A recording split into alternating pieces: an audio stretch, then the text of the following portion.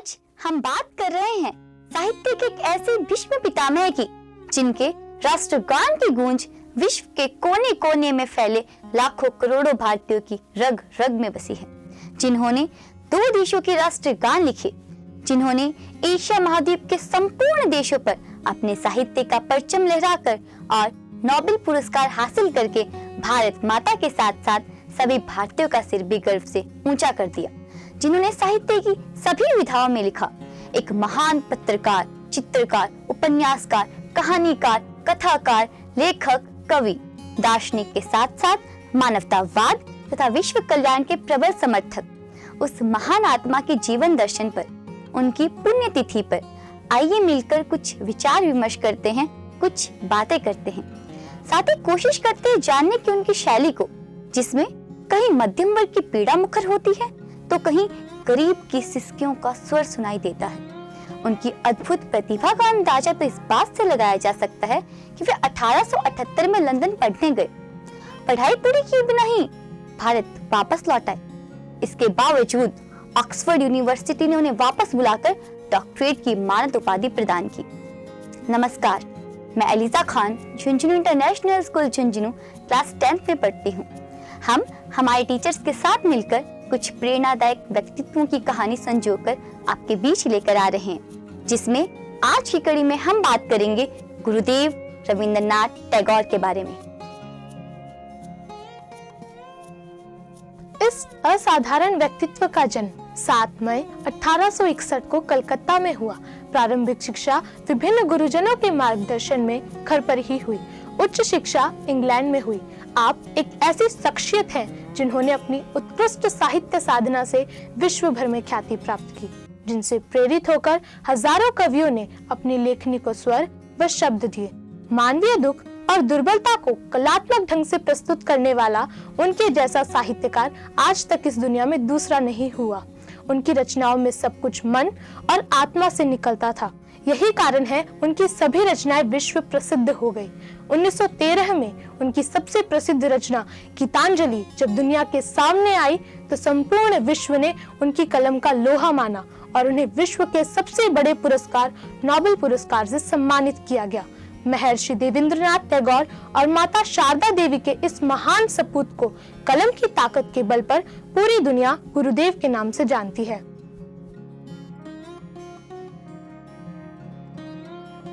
गुरुदेव अपने माता पिता की 13वीं संतान थे।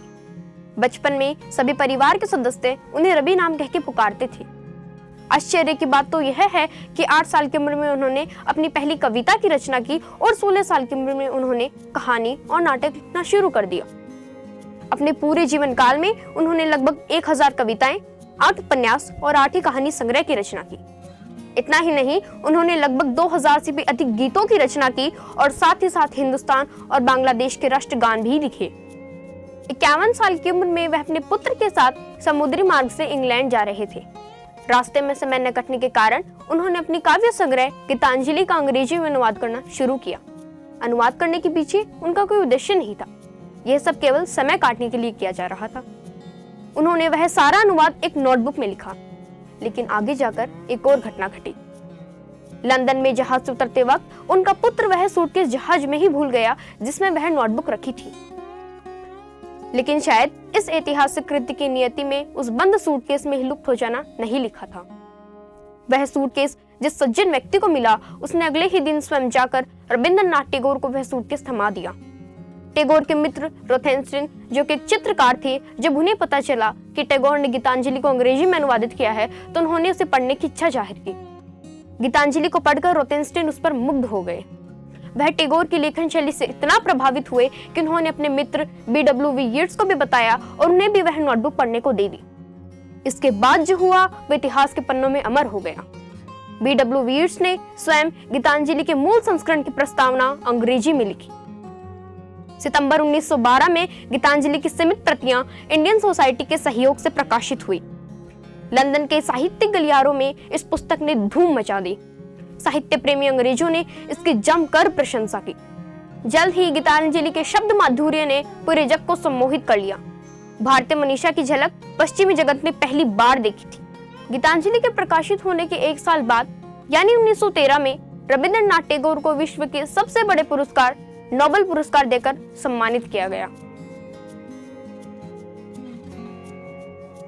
टैगोर केवल एक महान रचनाधर्मी ही नहीं थे, बल्कि पहले ऐसे इंसान भी थे जिन्होंने पूर्वी और पश्चिमी दुनिया के बीच सेतु बनाने का कार्य किया। इन्होंने वर्ष 1901 में शांति निकेतन की स्थापना की। यह स्थान भारत के पश्चिम बंगाल प्रदेश में वीरभूमि जिले के अंतर्गत बोलपुर के समीप एक छोटा सा शहर है, जो कोलकाता से 180 किलोमीटर उत्तर की ओर स्थित है। यह स्थान पर्यटन की दृष्टि से भी बहुत महत्वपूर्ण है। रविंद्रनाथ के पिता देवेंद्रनाथ टैगोर ने वर्ष 1863 में 7 एकड़ जमीन पर एक आश्रम की स्थापना की। रविंद्रनाथ ने केवल 5 छात्रों को लेकर यहाँ एक विद्यालय शुरू किया। इन 5 छात्रों में उनका पुत्र भी शामिल था। शुरू में विद्यालय का नाम ब्रह्म विद्यालय रखा गया, जो आगे चलकर शांति निकेतन के नाम से विख्यात हुआ और वर्तमान समय में विश्व भारती विश्वविद्यालय के नाम से विश्वविख्यात है। 1921 में इसे राष्ट्रीय विश्वविद्यालय का दर्जा मिला, जिसमें वर्तमान समय में लगभग 6000 विद्यार्थी अध्ययन करते हैं। अनेक स्नातक और प्रास्नातक संस्थान इसमें संबद्ध हैं। गुरुदेव का यह मानना था कि शिक्षण संस्थाओं में व्याप्त अनुशासनहीनता को दूर करने के लिए जेल और मिलिट्री के बैरकों का कठोर अनुशासन काम नहीं दे सकता, और यह तो अध्यापकों की प्रतिष्ठा पर भी आघात होगा।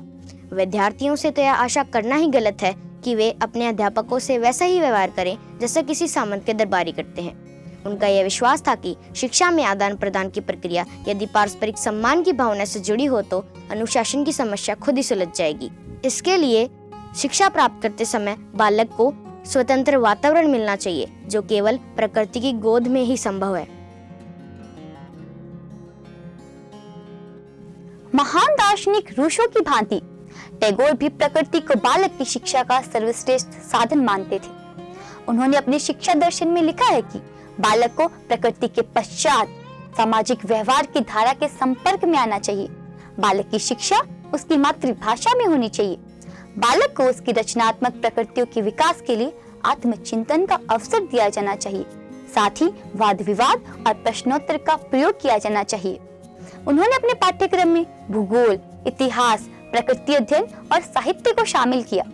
विज्ञान, क्षेत्रीय अध्ययन, मौलिक रचना, संगीत, नृत्य आदि उनके पाठ्यक्रम के अन्य विषय थे। टैगोर भ्रमण को शिक्षण की सर्वोत्तम विधि मानते थे। उनका मानना था कि बालक को किसी एक हस्तकला में अवश्य प्रशिक्षित किया जाए। वे पेड़ पर चढ़ने, कूदने, बिल्ली या कुत्ते के पीछे दौड़ने, फल तोड़ने, हंसने, खेलने, चिल्लाने, अभिनय करने को शिक्षण की आवश्यक प्रविधि मानते थे। आवश्यकतानुसार टैगोर ने अपने पाठ्यक्रम को विस्तृत किया। आज विश्व भारती में संपूर्ण पाठ्यक्रम और विषय पढ़ाए जाते हैं। गुरुदेव कर्म प्रधान जीवन के साधक थे। उनका मानवतावाद बहुत व्यापक था। अपनी कृतियों में पीड़ित मानवता के प्रति उन्होंने संवेदना व्यक्त की। उन्होंने संकीर्णता का विरोध किया। 1898 में तिलक पर लगाए गए राजद्रोह के आरोप को उन्होंने ब्रिटिश सरकार का अन्यायपूर्ण व्यवहार कहा था। 1919 में जलियांवाला कांड की उन्होंने तीव्र आलोचना की और अंग्रेजों द्वारा दिए गए नाइटहुड के सम्मान को वापस लौटा दिया। उन्हें इस बात का दुख था कि मनुष्य अपने स्वार्थ के लिए औरों का शोषण करता है। गांधी जी के साथ उनका कई वैचारिक मुद्दों पर मतभेद कई वर्षों तक चला। इसके बावजूद वे गांधी जी से प्रभावित थे। गांधी जी ने ही उन्हें गुरुदेव की उपाधि दी थी और टैगोर ने गांधी जी को महात्मा कहकर संबोधित किया था। उन्होंने ब्रिटिश साम्राज्यवाद की घोर निंदा की, अपने लेखों में उसके खिलाफ आवाज उठाई, बंगाल विभाजन का विरोध किया, स्वतंत्रता आंदोलन की प्रशंसा में कई गीत लिखे।